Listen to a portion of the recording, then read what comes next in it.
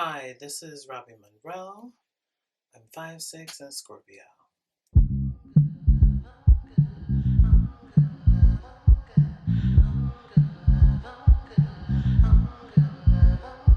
Let me start off by saying you lost the best one in town. You can look around, but they're not like me. Robbie's the MVP. No, there ain't no coming back. Stop on. My musical journey started about 7 years ago in high school. I used to write a lot of poetry and then got into like writing short stories and long stories and got heavy into music. Into that, I was thinking, well, how about start like putting music and like poems together? And I couldn't really play any instruments. Like I could barely play like a little bit of just anything, but like nothing all the way through. So I turned to remixing. And my first song I remixed was like Pink song, Sober. And I was like, oh, I love this song. So I just started writing my own story to it, honestly. I called it Loner. And like that was like the first song I put on YouTube. I sung it a cappella, like I had nothing, so I just sung it right there on the laptop, and that spun into me like using two phones and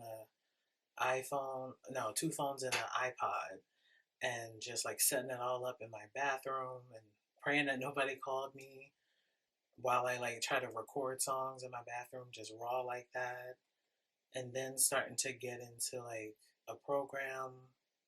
I think Audacity is the name.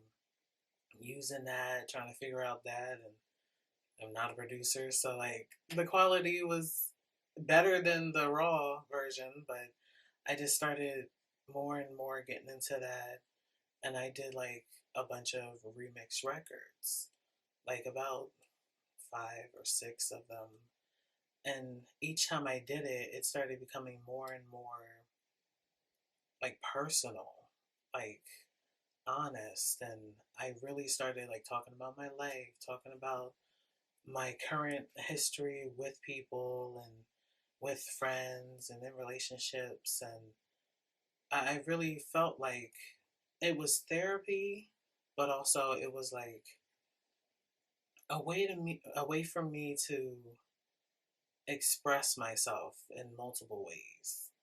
And even then I would listen to everything, so the remix records would be like 20 songs and it would all be like a different genre or like multiple genres, and that carried me all the way into my last remix record that was like very upbeat and hype, and I was like, okay, that's enough of that, let me do a cover song or some cover songs, because I used to not like doing cover songs. I really wanted people to know about my pen, but then I just did a couple of cover songs because my friends were like begging me to do it, so I did it, and that got me noticed by like a producer on Twitter, and he thought I made the songs myself, that they were originals, because I wouldn't do like a basic cover. I would try to find like an alternative version or an acoustic version and like add all these extra vocals to it to make it my own.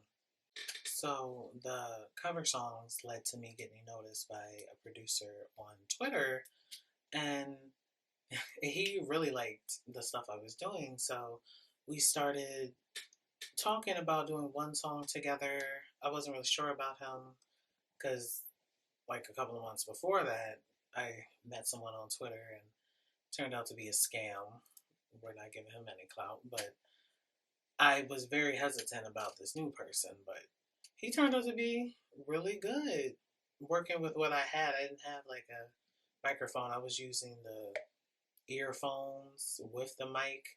So that quality was a mess, but he made it work. I was like, well, if he can make that work, then I can get a proper microphone and really try to go ahead and do this thing. And he was running a cell. So I was like, okay. So we went ahead, I write fast, and I found a bunch of beats off YouTube, and we made like the first EP or I guess free EP called For Attention. And it was, again, like a different genre every single song. But like this time, it was on purpose. I was trying to push the songs to get attention from like any and everyone. And it really helped. I really got like noticed by like a lot of different internet radio stations and just like blogs and a whole bunch of people on Twitter and Instagram. So I started doing more. I saw the numbers going up on SoundCloud. So I like already by the time I was done recording the first EP, I started writing on the second one. And his sale was actually about to start ending, but by the time I was done, like I got to get two whole projects out of him during this sale, which was great. And he didn't have to do that, but we worked so well together, and he loved how I would like wasn't bound. Like I'm a real unboxable artist. Like I love, truly do love all genres and want to play in all genres, and hopefully I can do all of them. So by the time the second one was done, I was talking to my manager, who really was a music advisor, but then she kind of turned into my manager, helping me do other things. She was like, let's get some legitimate stuff. Like, this free music won't pay you. You're putting all your money into this, and like, you're not getting anything back except for some, attention, but it's all about the money. So I was like, okay. And I was like, a couple years before when I was doing remix records, I found out about this studio, Jumbo Studios. I was like, oh, I would love to go there. I was looking at all the pictures, follow Jumbo on Instagram. Like, this is cool. And then I showed her it. She was like, okay, let's go down there. She drove us down here.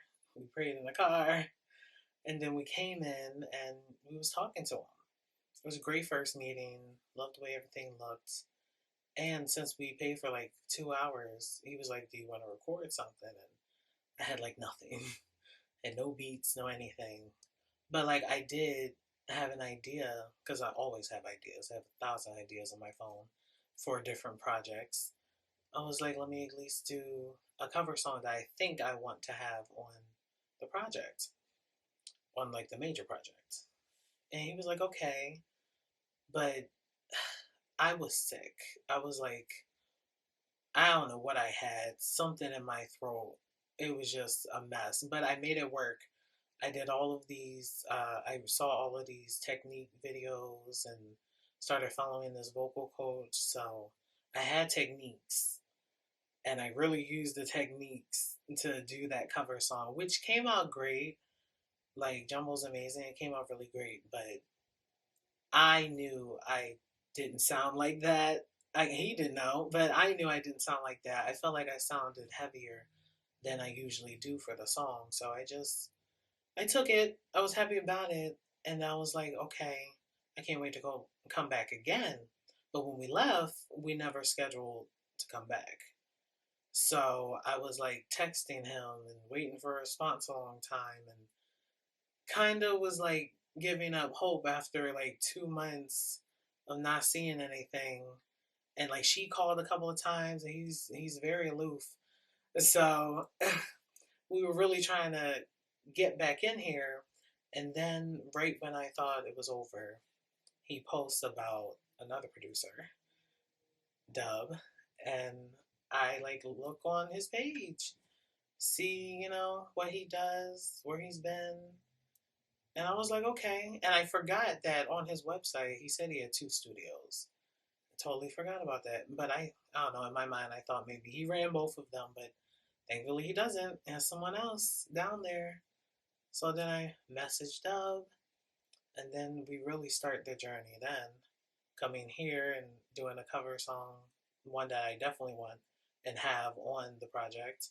And we start making some original music. The Being Robby EP is literally about me.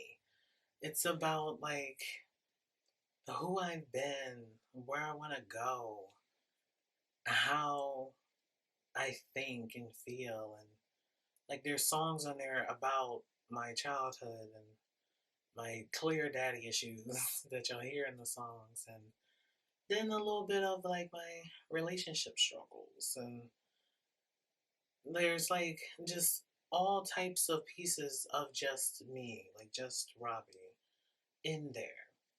Like, yes, my name is Robby Monroe, and like that's like kind of a persona, but for this first time out, I really wanted to show who I was, tell my stories, tell my insecurities, which is a song on there, and just like be open with my audience that I have and with whoever else may come about in it. I know, like, this time, like in this generation especially, loves to be very invested in their artists. So I really want to express. I probably won't do, a million interviews off the bat, but at least in the music, you'll always know me, know who I am. Kind of like what Taylor Swift does, and dropping hints and real information about herself. That's what I do. I don't have too many hints right now, but there might be a few things coming. So, the behind the lyrics for the first song on the EP is called Enough of You. Enough of You is a song about daddy issues. Like, that's plain and simple, but like to go deeper, it's more my story, like my issues with my father and our relationship and how wild it has been. It gets really emotional, especially the version that's on there, the first version. The ballad of it all, it really makes you think about your relationship with your father, whether it's good or bad. Mine's wasn't the best, so I really hope that I can like open up other girls, guys, whoever, to like evaluate that, because some of those issues might stem into their outer relationships. And if telling my story can help someone else, then like that's what it's all about. So the next song is Bestie, one of my faves. I have like tiers of friends and acquaintances, and so like a bestie is basically family. They're like literally a step next to blood. So I only have like two. I used to have like four, but clearly those folks, we don't talk about those folks anymore. But these two, my closest, my longest friendships, honestly, one of them, we're going on like 13 years. So like I truly like to pick my friends, and I try to pick the best people because I don't really like to talk to too many people. So when I make a friend, I try to make that thing last.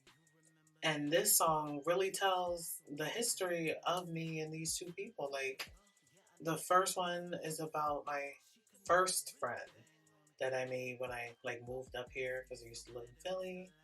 Then I moved up here to Salem, and when I went to this new school, the way we met, I should have put that in the song, honestly. But the way we met was kind of wild because we met like on a playground, and yes, it was like what, sixth grade maybe, and like I was just like on the swing, chilling, and then some random dude tried to come over and like bully me. Like it was like we were real kids, tried to bully me. I'm like, you don't even know me, like don't get hurt. But then here comes my friend swooping out of nowhere. She just comes up, pushes the boy down in front of everyone. Like, don't even come at him like that. You don't know who this is. And like after that, we was cool.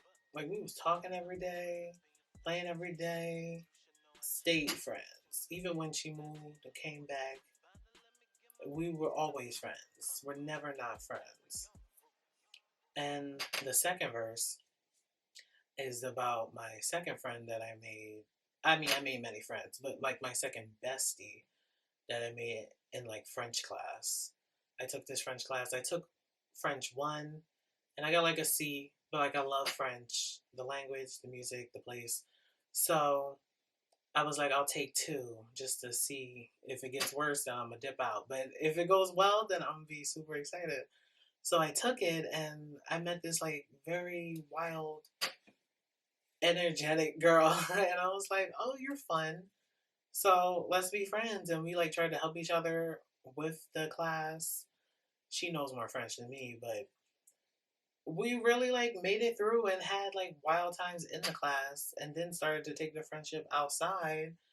And it's been just a wild ride ever since then. I talk about it in the song.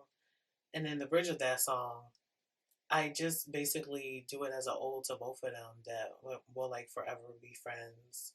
Stuck like wet paper, like that's one of the parts in the bridge. Like it's a forever thing. And I love my besties and I ride for them just as hard as they ride for me. So the next song on the EP is called My Birthday. So my birthday is November 13th. I love birthdays. I love my birthday because we never really celebrated any holidays, and my birthday was like a holiday. Well, like the month, actually. Like all of November, I would celebrate. Every day, I would like not get something, but at least do something, or maybe get like a little random thing just to like make up for us not doing anything else the rest of the year. So like I always been into birthdays. And this song was supposed to be something else, but it kind of transitioned into a song about like being courted on your birthday, which I have been one time.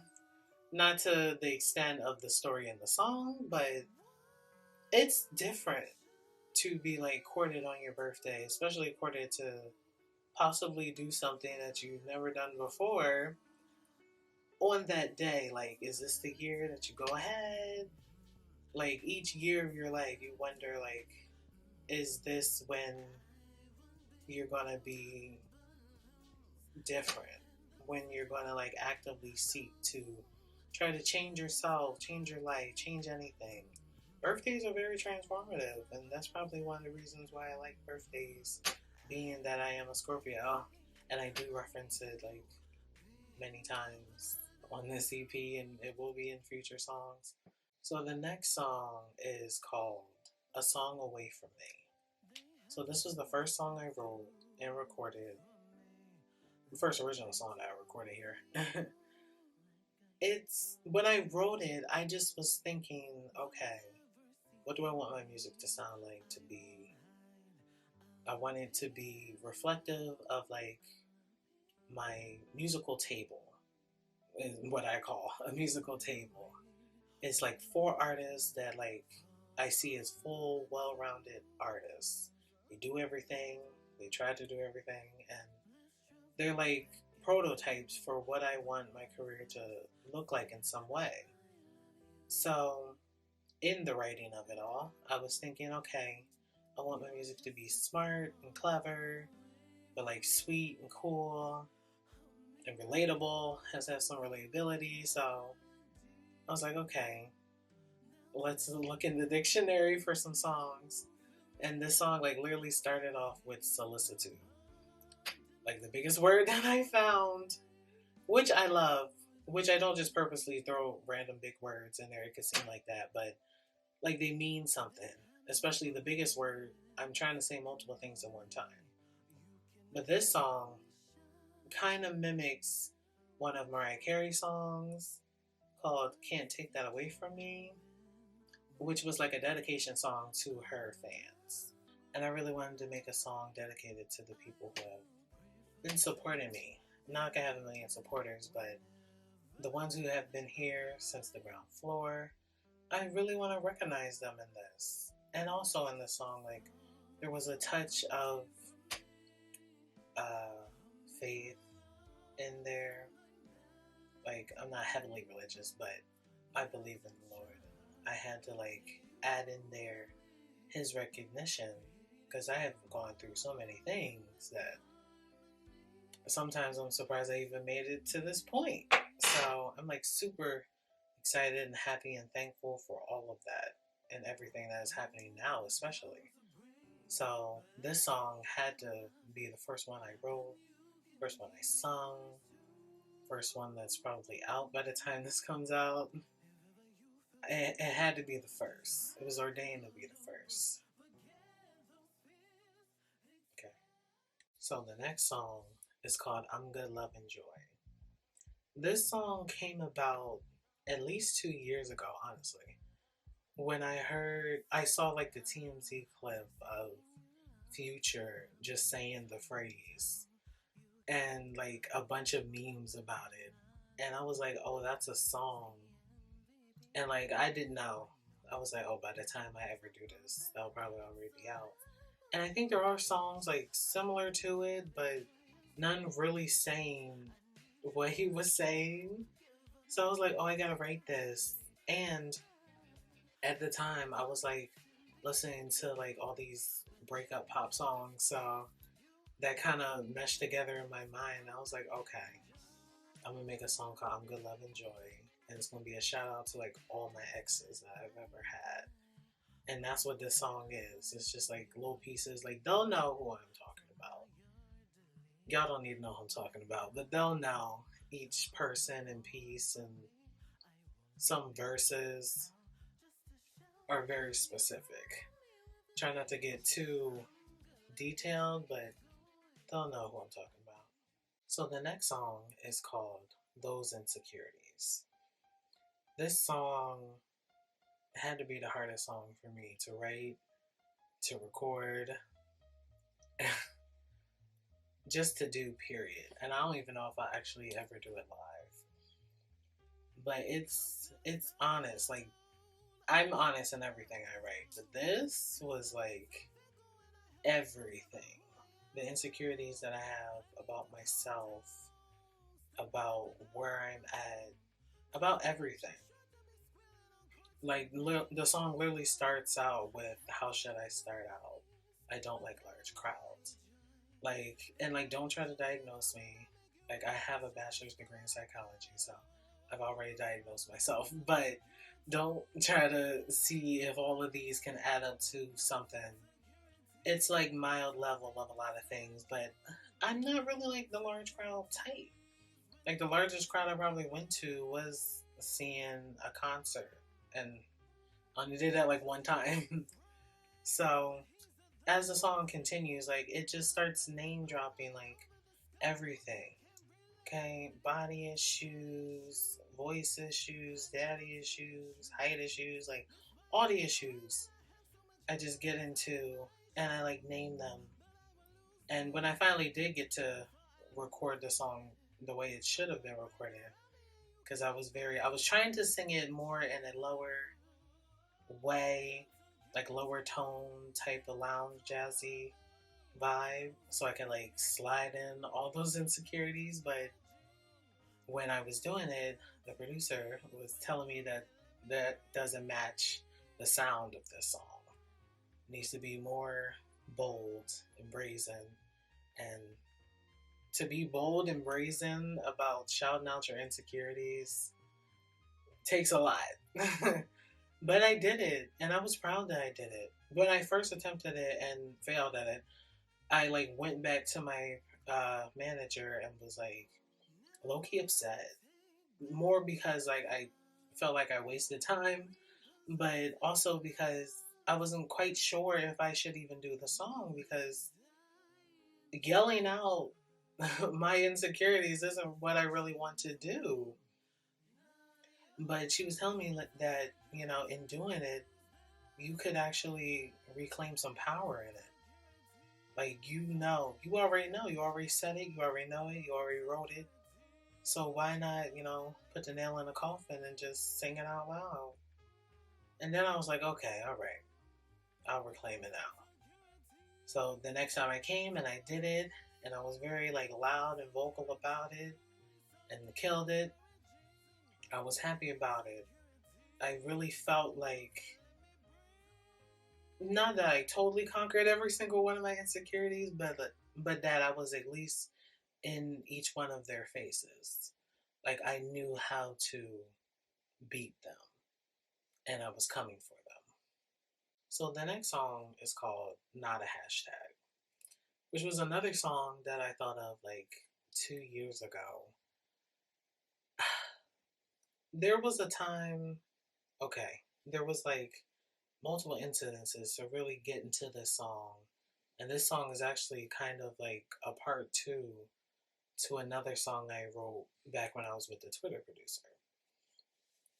So when I was going to school early in the morning, like I had the school hoodie on and everything. Like I really was just trying to get to class so I could low key sleep in that class because I had an A in that class. But I was like trying to hurry to get there. And oh wow, no, this was 3 years ago. But yeah, so getting there, I was like kind of fast, but like on the speed limit because it was like busy. But I was trying to be like with the current because sometimes I drive a little too cool for school, but I was really trying to stay with it so I could get to this class. But in doing that, I went past a policeman like posted up in the aisle part, and as soon as I went past them, I saw them lights. Being a black person, I've always been kind of concerned about the police. Never was stopped before, but always had a little concern about it because I've seen many of videos, knew all the stories, like, and I get into history, so I know who they really are. But that day, when I heard them lights, I just felt that I knew, oh no, this might be my first time getting stopped. I don't know how I'm supposed to react. Like I know I'm supposed to react. Like I never been in the situation. So it happens, he pulls up beside me, motion for me to go like over to like this firehouse because it was like open space. So like we pulled up there, and then like as we're pulling in, like three, four other cop cars, one literally was in the bushes, like popping up. I'm like, what is happening? Like I started freaking out. But like I wasn't trying to show that I was freaking out because then I didn't know how they would react to that. But he came up on the other side of the window, which I was like, okay. I thought he would have came up to the driver's side, but he came up on the other side. And like the whole encounter was, I felt like it was more terrifying than it was. But coming from a person who was never stopped before, it just had me very much shook. And by the time it was over, and I got like he said that my tags were fake, which they were, but he took them and still let me go and questioned me on where I was going when I had the school shirt on. But when I got to school in the parking lot, I like weeped. I'm a crier. I weeped and then called my mom and then told her everything, and she was going off and like set up for a tow truck to come get me so I didn't have to drive again and get caught. And after that encounter, it just led to me watching like an extreme amount of just like traffic stop videos and police brutality videos and them like just attacking people trying to stand up and defend others, marches and stuff. And all of that affected me to a point where one day when I went to Wawa, I had an honest panic attack. Like right there, standing there, waiting for like a sandwich I probably ordered. Like whole body just froze, shallow breathing. It was crazy. I had to like call one of my friends to like shake me out of it, and we got out of it. And when that happened, I wrote a song called "Breathe" to really like demonstrate what it was about. But I always knew when I got to do like a more major project, I want to write a song called "Not a Hashtag," because I could have been a hashtag at that moment when I got stopped. Like any of us can. But that really made me upset. So I was like, well, I gotta write about it. I write about everything that really makes me upset.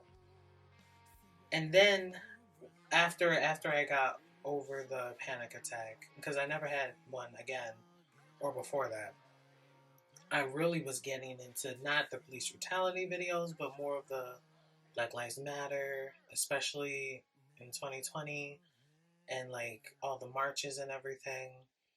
I was really getting into it, and it really like low key bothered me how like some people who got shot or hurt or anything and became like hashtags, it was like for a couple of months. And then like people moved on to the next person. And then only other time you hear about them, they're like referenced in songs or randomly thrown up as like a example for something. When you're like, your life is more than that. And I'm sure their parents, their friends and family, they still, feel the effects and the pain of it. But to the public, now you're just a hashtag. And you didn't have to be. A lot of people who became that didn't even have to be. And this song is really about standing up to the brutality, to the lack of real support, just the fake activism that happens on social media.